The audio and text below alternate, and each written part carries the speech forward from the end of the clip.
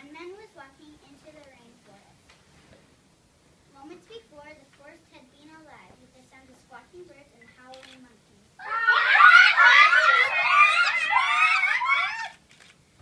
Now all was quiet as the creatures watched the man and wondered why he had come. The man stopped and pointed to the great kapok. Then he took the axe he carried and struck the trunk of the tree. Whack, whack, whack. The sounds of the blows rang through the forest. The wood of the tree was very hard. Chop, chop, chop. The man wiped off the sweat that ran down his face and neck. Whack, chop, whack, chop.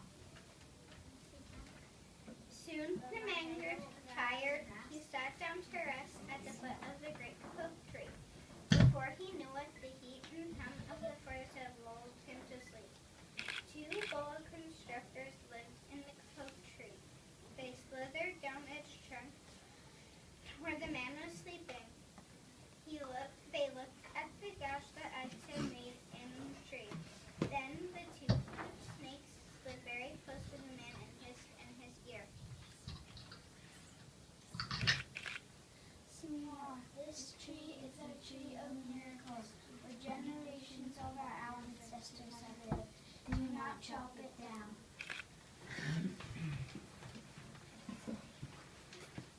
A butterfly flew near the sleeping man's ear. Senor, our home is in this kapok tree, and we fly from tree to tree, flower to flower, collecting pollen. In this way, we pollinate the trees and flowers throughout the rainforest. You see, all living things depend on one another.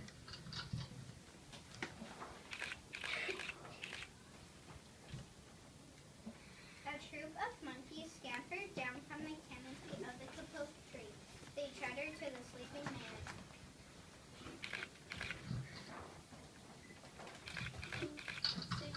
Senor, we have seen the ways of man. You chop down one tree, then come back for another and another.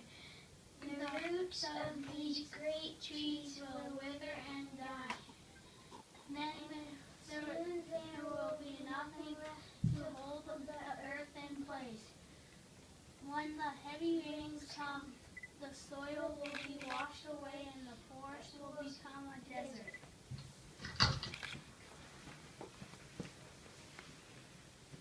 Two toucans flew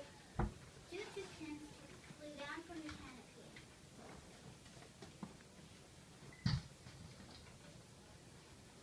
Senor, you must not walk down this street. You have flown over the rainforest and seen what happens when you begin to chop down the trees. Many people settle on the land. They set fires to create the underbrush, and soon the forest disappears.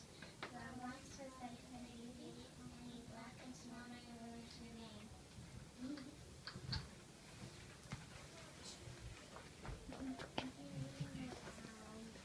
A bright and small tree frog crawled along the edge of a leaf. In a squeaky voice, it piped in the man's ear. Senor,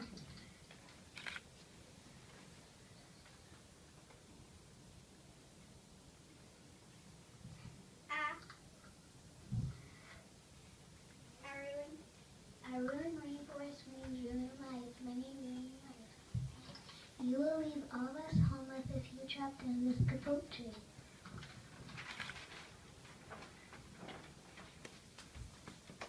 A jaguar had been sleeping along a branch in the middle of the tree. Because his coat and coat blended into the dappled light and shadows of the understory, no one had noticed him. Now he leapt down and patted silently over the sleeping man. He growled in his ear. Senor, the kapok tree is home to many birds and animals. If you cut it down, where will I find my dinner? Two tree porcupines swung down from branch to branch and whispered to the man.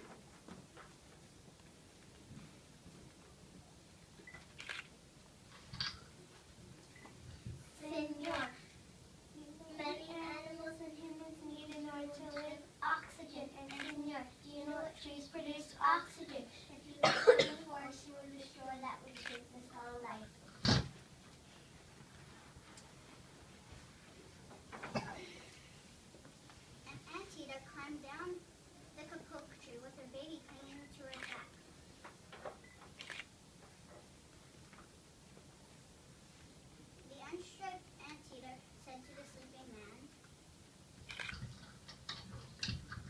Senor, you are chopping down the stream with no thought for the future. I'm sure you know what happens tomorrow depends upon what you did today. The big man in your head tells you to chop down a beautiful tree without thinking of his children who must live in a world without trees. A three-toed sloth had begun climbing down from the canopy when the man first appeared. Only now did she reach the ground, plodding ever so slowly over to the sleeping man. She spoke in her deep and lazy voice. Senor, how much is beauty worth? Can you live without it? If you destroy the beauty of the rivers, what would you feast your eyes? A child from the Yanomama tribe who lived in the rainforest knelt over the sleeping man. He murmured in his ear. Senor, when you awake, please look upon us all with new eyes. The man awoke with a start. Before him stood the rainforest child, and all around him staring were the creatures who depended upon the great oak tree. But wondrous and rare animals they were. The man looked about until the sun jewels and missed the dark green forest. Strange and beautiful plants seemed to dangle in the air, suspended from the great oak tree. The man smelled the fragrant perfume of their flowers.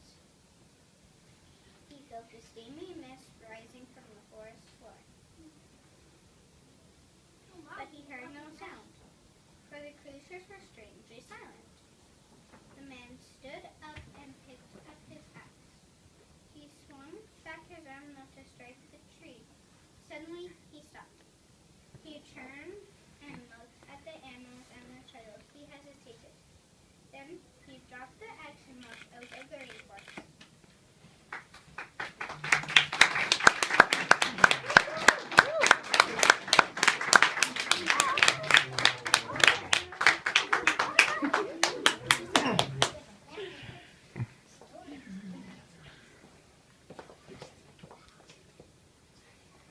Rainforest Rap! The Rainforest Rap! Did you know? Did you know? Did you know that a lemur has big